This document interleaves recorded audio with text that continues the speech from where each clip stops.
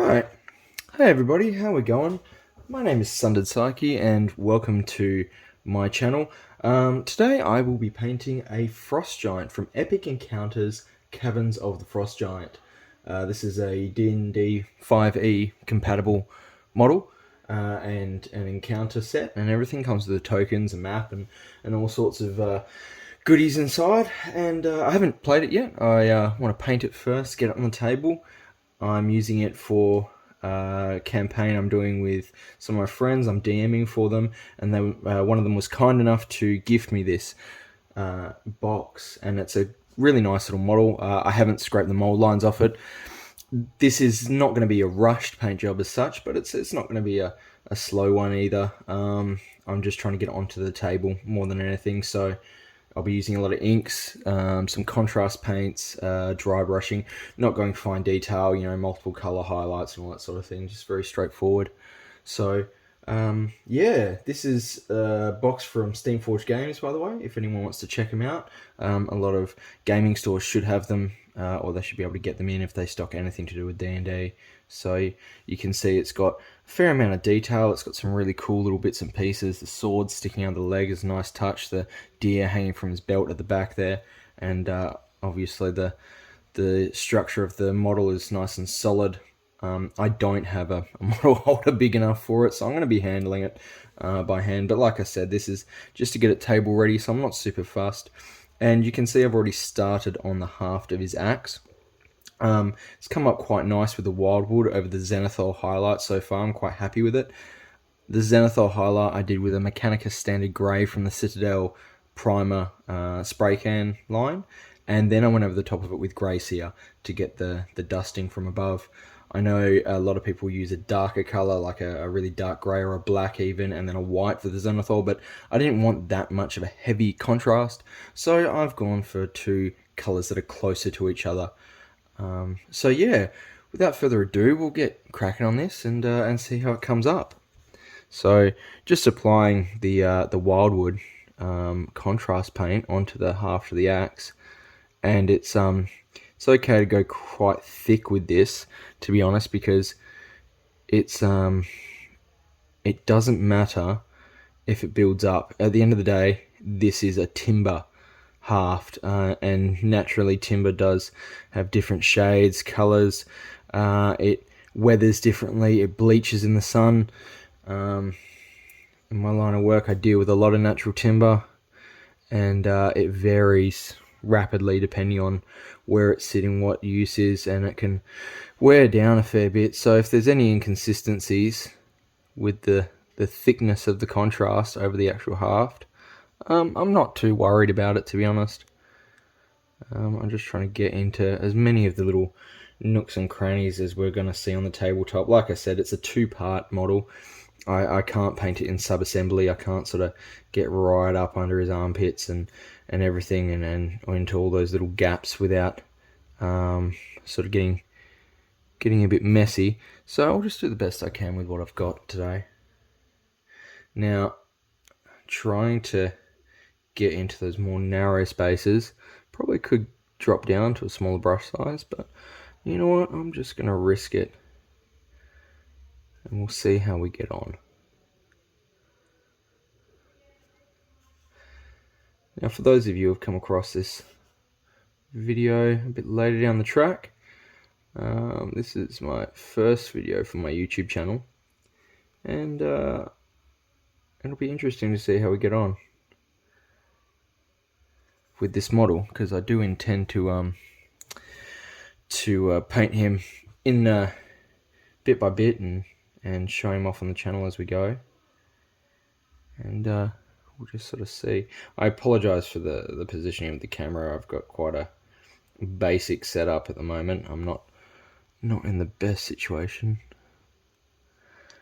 with my equipment, but me being me, I've jumped straight into this without really slowing down to make it the most comfortable painting setup.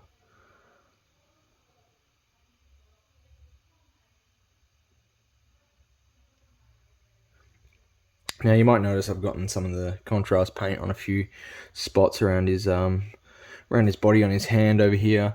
That doesn't really bother me so much. Part of the reason I used grey cere on this to begin with is because I have a pot of grey cere and I have a pot of Mechanica Standard Grey. So if I decide that I want to touch up the base layer of the primer underneath the colours because I've overshot my mark, I can do so. And I highly recommend that whatever you're priming in, if you're going to use inks, if you're going to use contrasts, do keep a pot or a dropper bottle or whatever whatever your preferred method for carrying paint in. Keep something of the same color standing by, because if you're using inks especially and contrasts, it really does show up. If I tried to fill in Wraithbone with some other type of color from Vallejo or whatever, it's got to be very close match for you not to see the change, the shifting colors underneath that wash or that ink or whatever. So yeah, you just got to make sure that whatever you're touching up with underneath matches your primer as best as you can, which isn't to say that you can't use other things, not at all. And like I said, this is Timbo. If I overshoot something or I get something on it and I want to use something else, I can. His flesh, not so much. I want to keep his flesh nice and consistent. I'm thinking for his flesh, I might actually do a normal skin tone. A lot of people I've seen paint these with like blue skin. I think the blue skin is more true to the Frost Giant aesthetic from D&D, but I think it looks a little bit, I'm not going to say tacky, but it's not really my style. It's a bit obvious, for want of a better word. So that's his half done. Now I'm going to go on to the axe blade, and I'm just going to get out one of my other contrast paints, if I can find him. He's around here somewhere. And what I'm after, there we go, Black Templar. Now I've used Black Templar before. If you jump onto my Instagram account and have a look, Sundered Psyche, you'll see one of the main characters from Curse City on there, the Witch Hunter. I cannot pronounce his name in the game, I'm sorry. But if you look at his plate metal armor, I painted that over with metallics, and then I went over it with the Black Templar. So what I'm going to do today is I'm going to paint this with the metallic, and then I'll wash it with the Black Templar. It gives a kind of dirty, tarnished, metal look. Not a nice shiny, brand new blade. It'll give us a bit of a sort of knocked about. Looks like it's been used a fair bit and dirtied and not clean recently. So yeah, we'll chuck a bit of metallic on there. Now the metallic I'm using is a Chainmail Silver by Vallejo. If that focuses in, does not want to focus in. There we go. So this is the WizKids sampler bottle, I suppose you'd call it. I went out and bought the beginner pack and the intermediate pack of the WizKids Vallejo paints. This is because nowhere in my local area sold Vallejo in individual dropper bottles, and I figured if I buy the whole pack, the smaller bottles, it's good value for money. But on the flip side, whatever I use up rapidly, I'll know that those are the colors that I like using, and I can go out and order them online individually, whatever I need. But yeah, it's a good way to sort of sample a new paint set. I think the WizKids by Vallejo, these ones are a really good way of sampling a new one, because unlike going out and buying the scale 75, if you go out and buy the 62 color pack, I think it is, and it's $400 and something Australian. It's very expensive, and if you get into it and you realize, oh, you know what, scale 75 not really my kind of paints, then you've just put down a lot of money on a whole pack of paints. But if you can buy stuff individually, try it out that way. By all means, go right ahead, because that's probably the best way to do it. If you do want to try out a bulk of different paints though, and you can't get something in your local area, and you're looking for something other than whatever you're using currently. I do recommend the Vallejo WizKids packs. They're quite good. They're about half the size of the normal dropper bottles, but I found them very effective. Now, I'm only doing a single coat of this silver, this chainmail silver over the blade, and I'm not being gentle with it, mainly because it's a roughed up blade. It's not been loved. I mean, look at it. It's carved out of stone, probably, or obsidian, or whatever you want it to be carved out of. It's D&D. It can be carved out of unicorn antlers and baby's tears, if you want.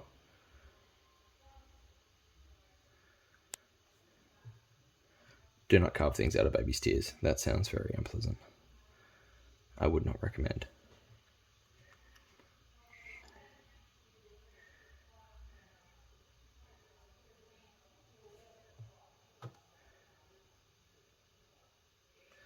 Now, going ahead with this, I'm wondering what I should do for this stuff here, given that it's obviously ice. I say obviously. I'll be completely honest, full transparency. I did look up some pictures of these first to see what other people had painted it as, and I went, oh, it is ice. I thought it might be. So yeah, but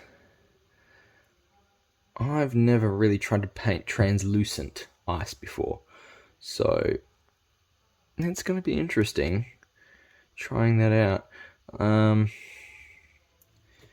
Might have to test out a few techniques that I haven't done before to get that kind of finish. But actually, I should probably do those rings around the haft as well while I'm at it in a similar fashion.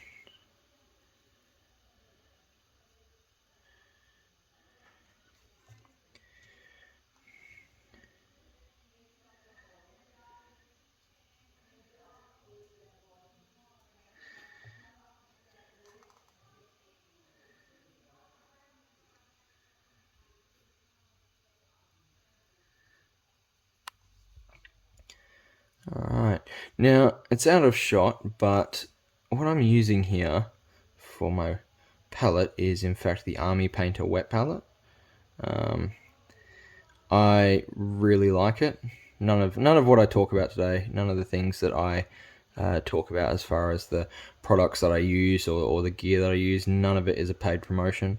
I've bought all this stuff with my own money in my own time for my own hobby, and none of it is gifted to me by the people who make it. But the Army Painter wet palette is a really solid wet palette for a good price point. I really like how it feels with the depth of the pan.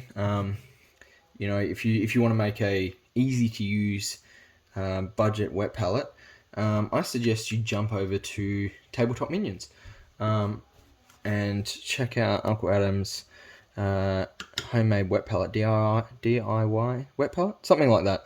Tabletop Minions wet palette. Search it up. He's got a video all about how to make your own wet palette at home with a Tupperware container and baking paper and a sponge. And that was what I used for probably about 3 years. And then my local store got in the Army Painter ones. They were waiting on the red grass ones.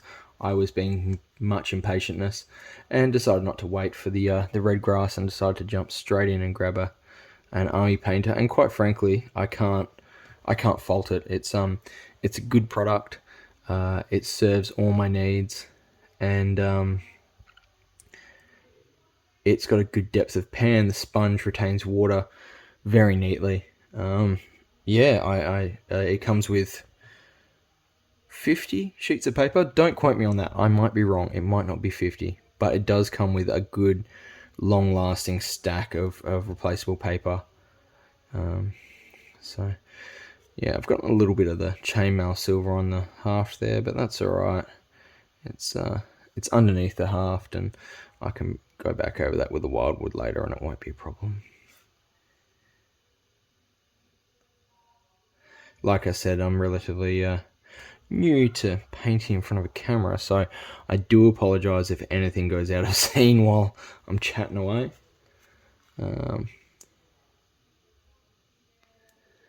Hopefully you can make out what I'm doing. Now this isn't really a painting tutorial, in all honesty. It's just me yammering on while I work away at Mr. Frost Giant. I couldn't find any painting tutorials about this particular model or anything by the Epic Encounters boxes, and so I thought, you know what, I will do my own. Go full Thanos, I'll do it myself. There we go. Okay, so yeah, I've overshot a little bit. It's probably a little bit of a fat brush, but I've overshot onto the haft, you can see there, and just underneath. That's okay. This being a really pale silver and this being a pale grey, once I go over that with the wildwood, even if I take 2 coats of the wildwood to cover it up, it will just look like scratches in the wood at most, and it won't really be noticeable. This brown on his hand, however, I will have to touch that up, as I've said before. So we'll just give that a moment to dry and come back to it once it's ready for the Black Templar contrast paint.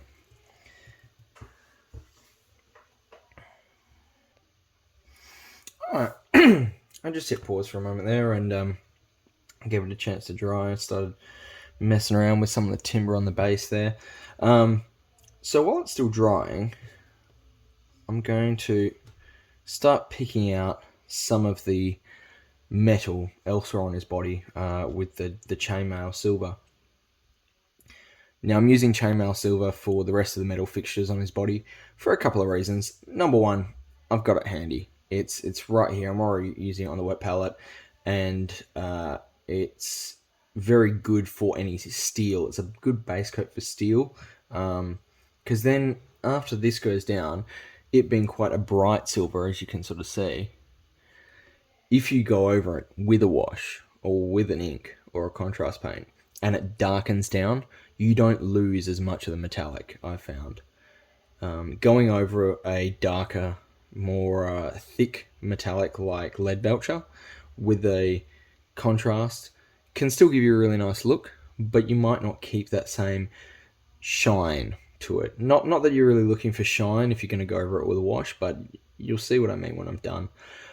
So I'm going to go over a few of the spots with it, mainly around his shield, around his sort of belt buckle / shield there. I think that's a human shield that he's got strapped to himself, and any other little bits and pieces that I like the look of. I will probably have to touch up a fair bit of these as I go along afterwards.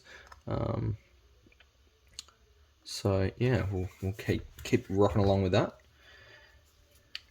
I've actually used this same technique of the chainmail silver or even runefang steel, any of those light silvers, and I've done yellow washes over the top of them, and it does give a really nice gold finish. It's a little bit hard to tell on camera. Once again, though, if you jumped onto my Instagram and had a look at that witch hunter from Curse City, his rifle I've done with a yellow over the silver, and it's come up really nice. I was really happy with it. It's very vibrant. It's very vibrant yellow.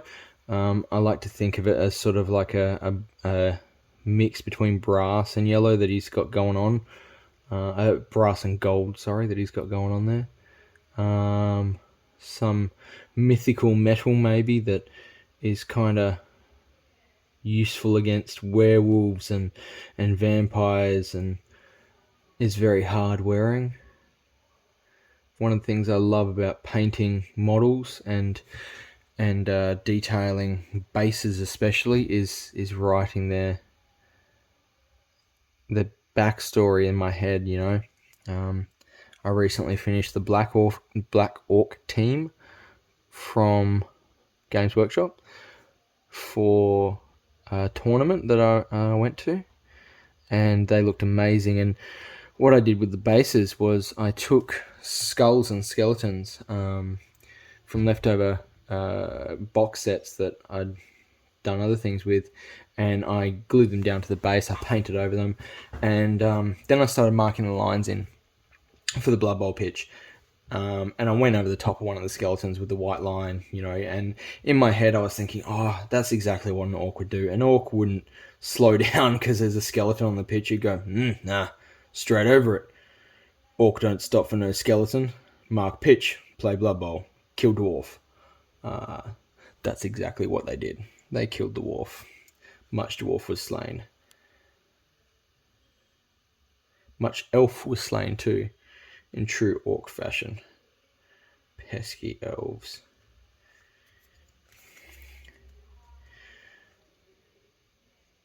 This isn't really the right time to work on these swords.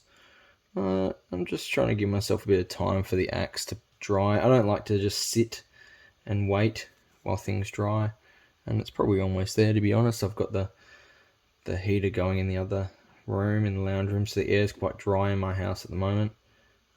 So it should make paints and inks set off more rapidly. Really, I should do the skin first, and I will. Once I've done the axe, I'll start working on the skin. I still want to have a bit of a think about the colours I need to use for the skin, and I might do a test swatch on something else.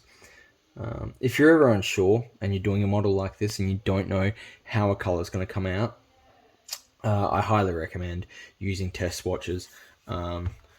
Whether it's really cheap models from somewhere else, whether it's 3D printed just random bits of the kit.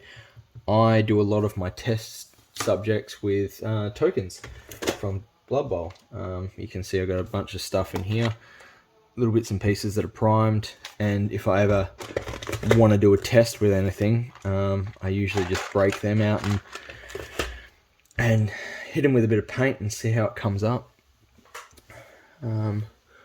Rightio, what I'm going to do now is get started with this Black Templar. And then I might almost call it a day for this model. We can come back to it a bit later. Like I said, I'm going to be painting this guy in stages.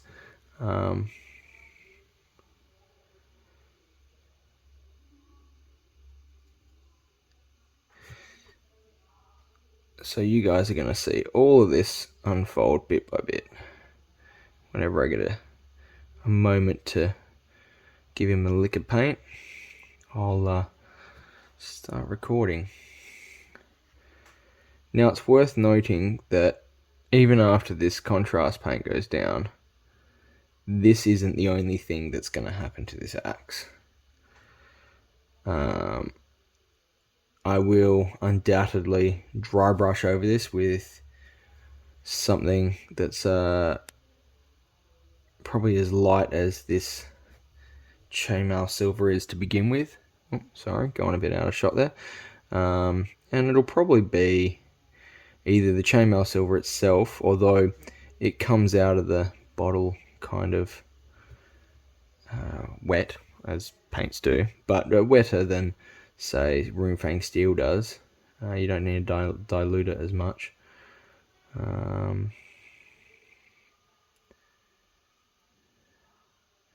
So yeah, maybe Runefang steel. Now I don't know if you can see it on the camera, but there's some of the chainmail silver that hasn't dried yet. The metallic flakes are mixing in with the contrast paint. This is almost what I want. I don't want it to mix entirely. I'm not wet blending the two together, but it's a really nice sort of finish when those flecks come to the surface on the paint job.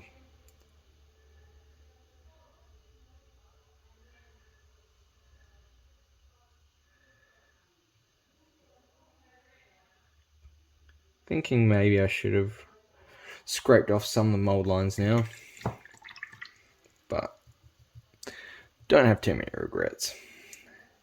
I think it's enough of a canvas, enough of a big canvas where something small like mold lines probably not going to be getting noticed very often, and my D&D group definitely won't care either way. They just want to slay this monster. To quote Joe Cat, slaying witches and laying, well, you know, or is it laying witches and slaying the other one?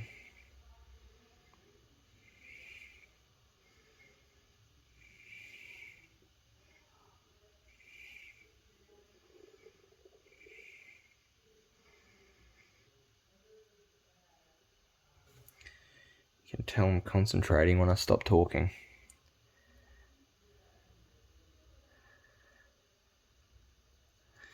In fact, it's interesting that I've managed to maintain concentration for so long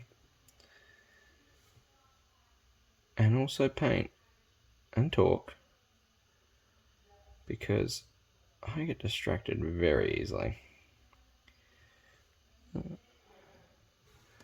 Oh yeah, I've got a little bit of chainmail under the haft there. That's alright. I'll come back to that later.